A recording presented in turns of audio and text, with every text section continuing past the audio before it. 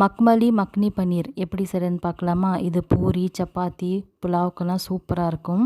வாங்க இதை எப்படி செய்கிறதுன்னு பார்க்கலாம். அதுக்கு முன்னாடி இந்த மசாலாவை பவுடர் பண்ணிக்கலாம். முழு மல்லி 2 ஸ்பூன், ஜீரகம் 1 ஸ்பூன், மிளகு 1/2 டேபிள் ஸ்பூன், ஏலக்காய் 4, லவங்கம் 4, பட்டை 3 பீஸ், வரமிளகாய் 2.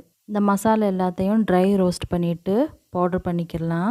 ரொம்ப நைஸாக அரைச்சிடாதீங்க, கொஞ்சம் கொரகொரப்பாக இருக்கணும். ஒரு கடாயில் 2 வெங்காயம், 2 பச்சை மிளகாய், ஒரு 10லேருந்து 15 முந்திரி, கொஞ்சோன்னு தண்ணி ஊற்றிட்டு நல்லா இதை வேக வச்சுக்கிடலாம். தண்ணி அளவாக ஊற்றிக்குங்க, தண்ணி வேஸ்ட் பண்ணாதீங்க. இந்த தண்ணியில் தான் நம்ம அரைக்கணும். இப்போ 1 ஸ்பூன் ஃபுல்லாக இஞ்சி பூண்டு பேஸ்ட் நம்ம சேர்த்துக்கிடலாம். சேர்த்துட்டு நல்லா மிக்ஸ் பண்ணி விடுங்க. நல்லா அந்த தண்ணி வற்றி வரணுங்க. தண்ணி நம்ம வேஸ்ட் பண்ணக்கூடாது.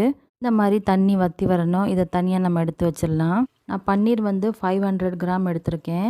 இந்த பன்னீர் நல்லா சாஃப்டாக வர்றதுக்கு வார்ம் வாட்டர் ஊற்றிக்கிறேன். இப்போ வெங்காயம், பச்சை மிளகாய், முந்திரி எல்லாம் வேக வச்சுருந்தோம் இல்லையா, இப்போ அதை நல்லா பேஸ்ட் பண்ணி எடுத்துக்கிடலாம். இந்த மாதிரி நல்லா மையாக அரைச்சிக்கிறணும்.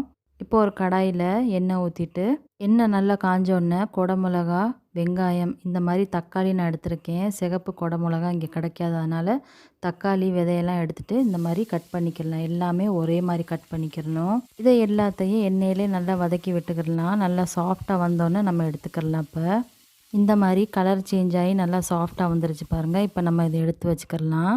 அதே கடாயில் இன்னும் கொஞ்சம் எண்ணெய் ஊற்றிட்டு நம்ம அரைச்சி வச்சுருந்தோம் இல்லையா பேஸ்ட்டு, இப்போ அதை நம்ம சேர்த்துக்கிடலாம். சேர்த்துட்டு ஒரு 3 நிமிஷம் போல் நல்லா வதக்கி விட்டுக்கோங்க.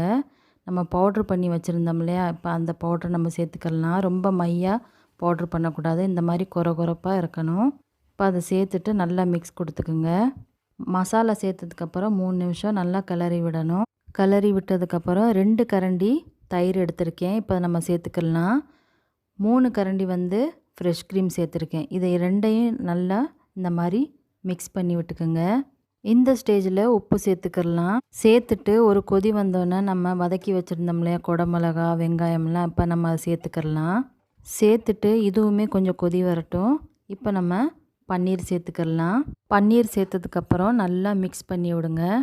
மிக்ஸ் பண்ணிவிட்டு உப்பு செக் பண்ணி பார்த்துக்குங்க.